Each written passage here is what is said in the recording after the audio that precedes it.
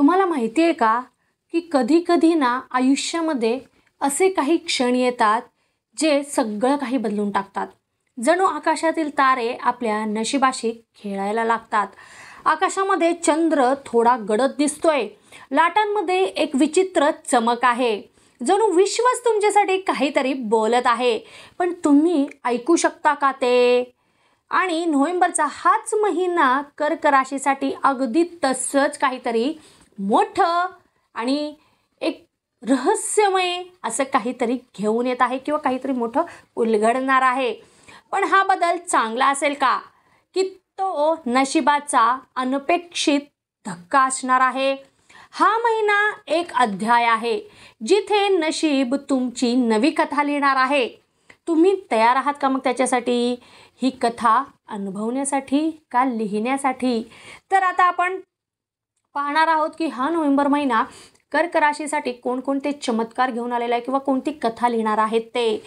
परंतु त्याच्या अगोदर तुम्ही जर माझ्या चॅनलला अजूनपर्यंत सबस्क्राईब केलेलं नाही आहात तर लगेचच जा, चॅनलला सबस्क्राईब करा, व्हिडिओला लाईक करा आणि जास्तीत जास्त लोकांपर्यंत हा व्हिडिओ शेअर करा, म्हणजे जेणेकरून त्यांना पण या माहितीचा लाभ होईल. तर बघा, आता तुम्हाला माहिती आहे की 18 ऑक्टोबर ते 3 डिसेंबर हा जो काळ आहे 1.5 महिन्याचा, याच्यामध्ये ना गुरु हा राशी बदल करणार आहे. सध्या गुरु हा मिथुनीमध्ये आहे स्थित विराजमान.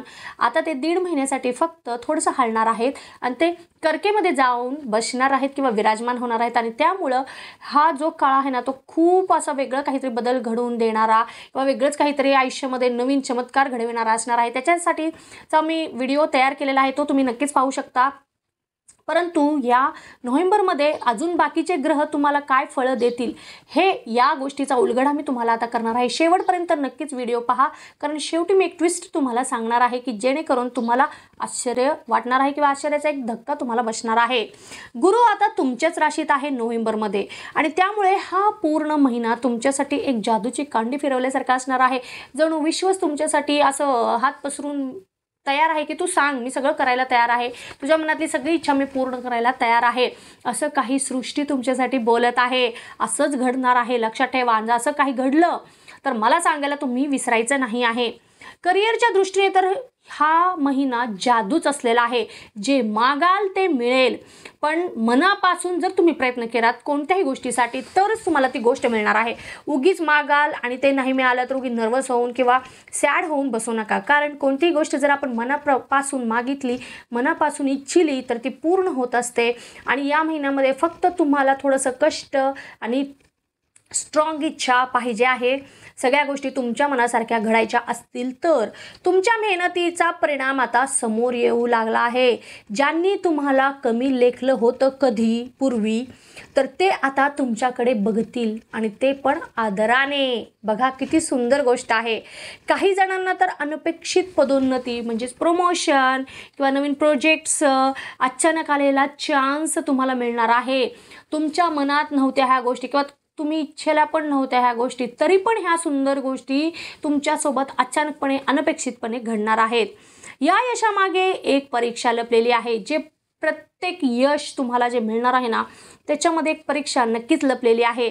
तुम्ही स्वतःवर विश्वास ठेवणार की इतरांच्या मतांनी डगमगाल, ही तुमची कसोटी असणार आहे. हीच तुमच्या म्हणजे मी म्हटल्याप्रमाणे तुमची या महिन्यातील पहिली कसोटी असणार आहे. तुम्ही किती स्वतःवर विश्वास ठेवता आणि किती दुसऱ्यांच्या मताचा विचार करता हे पाहणार आहे. सर्व काही जे ग्रह आहेत किंवा तुमचं व्यक्तिमत्वामधील जे पॉझिटिव्ह बदल तुम्हाला घडवायचे असतील, जे काही गोष्टी तुम्हाला पाहिजे असतील ते मिळवण्यासाठी तुमचा स्वतःवर किती विश्वास आहे, तुम्ही स्वतःला किती जाणता, हे खूप महत्त्वाचं आहे. तर ही गोष्ट तुम्ही लक्षात ठेवा. कसोटीला तुम्हालाच उतरायचं आहे आणि कसोटीमध्ये पार पण व्हायचं आहे, जिंकायचं पण आहे. पैशाचं नशीब या महिन्यामध्ये तुमच्याकडे हसतंय, पण थोड्या शर्तीवर. जो विचारपूर्वक पाऊल तुम्ही टाकणार आहात त्याच्याकडेच पैसा टिकणार आहे. तुम्ही आर्थिक स्थितीमध्ये पैसे भरपूर तुम्हाला मिळतील, परंतु विचारपूर्वक कोणत्याही गोष्टीचं तुम्ही म्हणजे खर्च असेल किंवा इन्व्हेस्टमेंट असेल किंवा तुम्हाला कुठेतरी व्यवहार करायचा असेल आर्थिक, तिथे प्रत्येक गोष्ट करताना तुम्हाला नीट विचार करून करायचा आहे, तरच तुमच्याकडे पैसा टिकणार आहे. नाहीतर असंच उधळपट्टी होऊन पैसा जाऊ पण शकतो, नुकसान पण होऊ शकतं.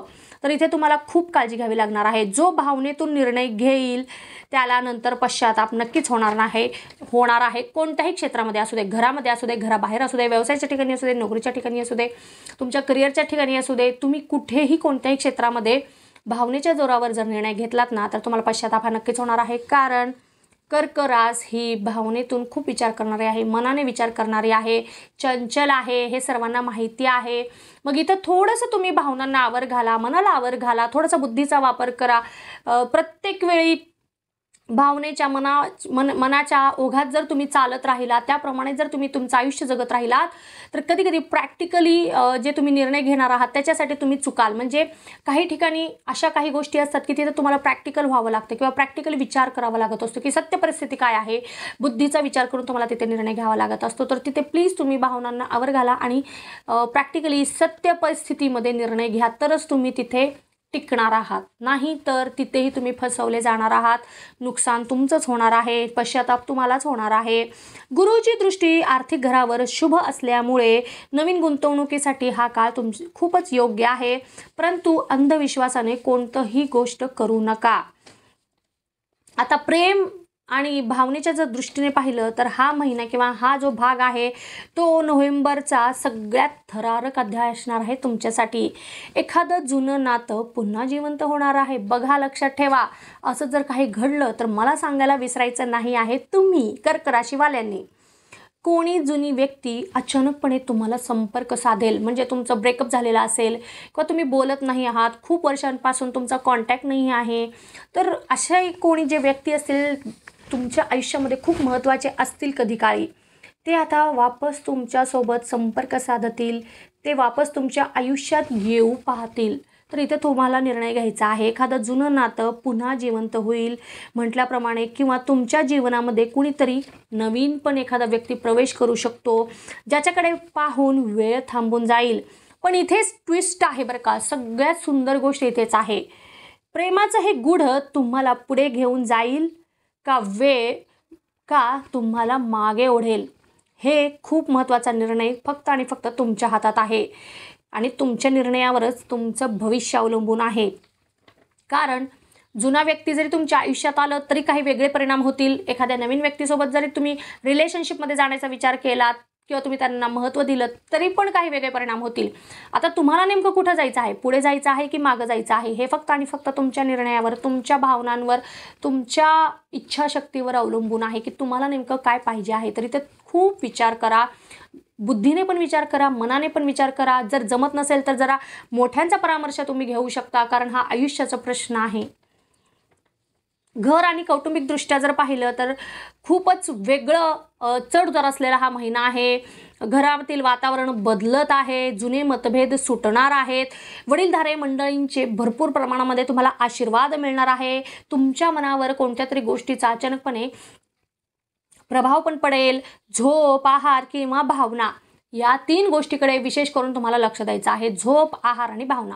कारण झोप उडण्याची शक्यता आहे, म्हणजे निद्रा नाश होण्याची शक्यता आहे आणि त्यामुळे आहारावर नक्कीच त्याचा परिणाम होणार आहे. आणि भावना, थोडंसं तुम्हाला भावनेवर आवर घालायची गरज आहे. हा महिना तुम्हाला जुन्या सावल्यांमधून बाहेर काढणार आहे.